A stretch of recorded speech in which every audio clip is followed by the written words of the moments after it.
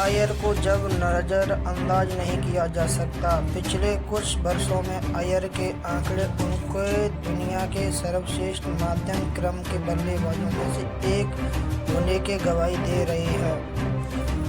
90 के दशक में जिन्होंने भी भारतीय क्रिकेट को फॉलो किया होगा, उन्हें बिना हेलमेट के सलीम मलिक की बल्लेबाजी का तरीका जरूर याद होगा कि वो कैसे गेंदबाज के गेंद फेंकना शुरू करने पहले ही स्टंप छोड़ दिया करते थे और फिर बिना किसी खास मकसद के वह गेंदबाज को फेंक कर दिया करते थे।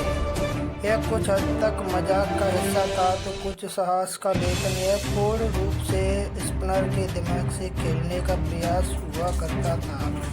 चैंपियन ट्रॉफी में श्रेयस अय्यर ने कुछ उसी अंदाज में स्पिन के खिलाफ बल्लेबाजी की है, जहां पिच धीमी रही और मुख्य रूप से स्पिन को मददगार रही। स्पिन के दौड़ते ही उन्हें अपने पोजीशन से लगातार मूव करते देखा गया है।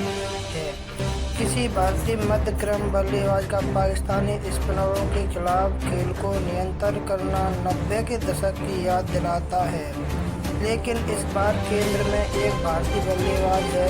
इस टूर्नामेंट में स्पिन के खिलाफ सर्वाधिक रन बनाने वाले बल्लेबाज श्रेयस अय्यर अधिक पीछे नहीं हैं और दुबई में स्पिन के खिलाफ उन्होंने सबसे अच्छी बल्लेबाजी की है। उन्होंने ऐसा प्रदर्शन तब किया है जब उन्हें पारी की शुरुआत करने के लिए पेस का सामना नहीं करना पड़ा। उन्होंने ऐसी स्थिति में बल्लेबाजी की जब गेंद पुरानी हो चुकी थी और फील्ड भी खुल चुकी थी। इस टूर्नामेंट में अय्यर का एक नया पक्ष उजागर हुआ। उन्होंने इस टूर्नामेंट में अपने करियर का सबसे अधिक धीमा अर्धशतक लगाया है। ऐसे पिच पे जिसने 90 के दशक में खेले जाने वाले ओडीआई की यादें ताज़ा की हैं, वहाँ अय्यर ने मलिक से बहुत अलग नहीं खेलने का पुराना तरीका अपनाया। पाकिस्तान के खिलाफ विराट कोहली के साथ उन्होंने भारतीय की चेज को स्थापित किया, जबकि न्यूजीलैंड के खिलाफ 30 के स्कोर पर 3 विकेट गंवा चुकी थी। भारतीय टीम अपने अर्धशतक पारी से संभालने में अहम भूमिका अदा की। अय्यर भले ही इस टूर्नामेंट में अब तक एक भी शतक नहीं लगा पाए हो, पर भले ही उन्हें एक भी प्लेयर ऑफ द मैच का अवार्ड नहीं मिला पाया हो, लेकिन उन्होंने परिस्थितियों के हिसाब से खुद को ढालने की उनकी क्षमता उन्हें विश्व के प्रमुख मध्य क्रम बल्लेबाजों में से एक बल्लेबाज के तौर पर स्थापित जरूर किया है।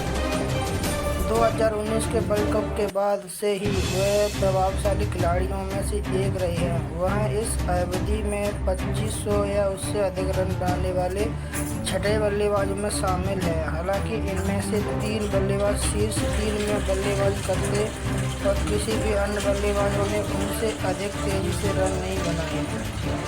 फरवरी 2022 से अय्यर अपने सुनहरे दौर में उन्होंने नियमित तौर पर अन्य बल्लेबाजों के ऊपर से जोखिम को कम करते हुए उनके लिए रन बनाना आसान किया है। रोहित शर्मा यह भूमिका शीर्ष क्रम में अपने अतिक्रम आक्रामक रवैया से अदा करते आ रहे हैं, जबकि अय्यर ने मध्य क्रम में अधिक निरंतरता के साथ यह भूमिका अदा की है।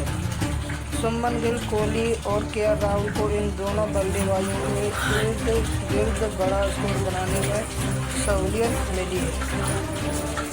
इस अवधि में 30 या उससे अधिक पर बल्लेबाज करने वाले बल्लेबाजों में नॉन स्ट्राइक के साथ रनों के अनुपात में रोहित का आंकड़ा सबसे बेहतर है, जबकि अय्यर का आंकड़ा 10वां सबसे बेहतर आंकड़ा है। रोहित ने 40 कार्यों में 1818 रन बनाए हैं, जबकि इस दौरान नॉन स्ट्राइक में 1240 रन बनाए हैं। रोहित और नॉन स्ट्राइक के साथ रनों का अनुपात 1.47 है। वहीं अय्यर ने 40 पारियों में 1930 रन बनाए हैं, जबकि नॉन स्ट्राइक के बल्लेबाज से 1725 रन निकले हैं। अय्यर और नॉन स्ट्राइक का अनुपात 1.12 है। इस अवधि में पूर्व सदस्य देशों के कुल 69 खिलाड़ियों ने पावर प्ले के बाद 20 या उससे अधिक बार बल्लेबाजी की है और इन बल्लेबाजों में से सिर्फ 5 बल्लेबाजों की औसत 50 के ऊपर रही है और पावर प्ले को छोड़कर इन बल्लेबाजों ने 100 से अधिक के स्ट्राइक रेट से रन बनाए हैं। इनमें 4 बल्लेबाजों की औसत और नॉन स्ट्राइक के मुकाबले बेहतर रही है। आयर ने रिक क्लासन के एन मार्करम अयर और गिल, वहीं सिर्फ क्लासन और अयर ने ही नॉन स्ट्राइक के 100 या उससे अधिक के स्ट्राइक रेट रन से बनाने की स्थिति में ऐसी बल्लेबाजी की है। यह कितनी अचरज भरी बात है कि इस सीजन की शुरुआत पहले भारतीय टीम अयर को ड्रॉप करना चाहती थी। अगर इंग्लैंड के खिलाफ पहले वनडे में पहले कोहली के घुटने में चोट नहीं लगती होती तो अयर को एक दफा में शामिल नहीं किया गया होता।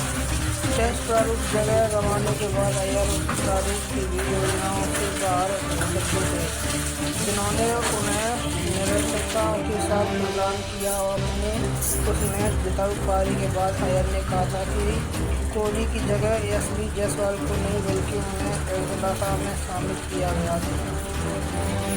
थैंक यू भाई, धन्यवाद।